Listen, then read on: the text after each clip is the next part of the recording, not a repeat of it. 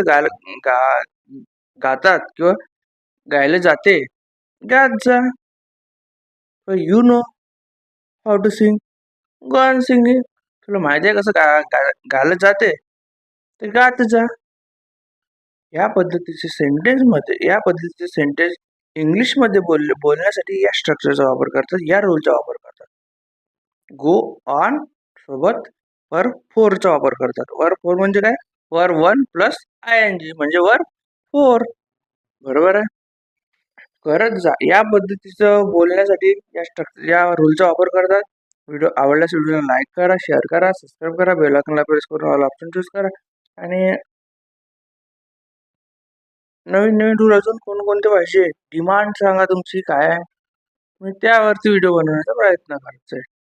नमस्कार.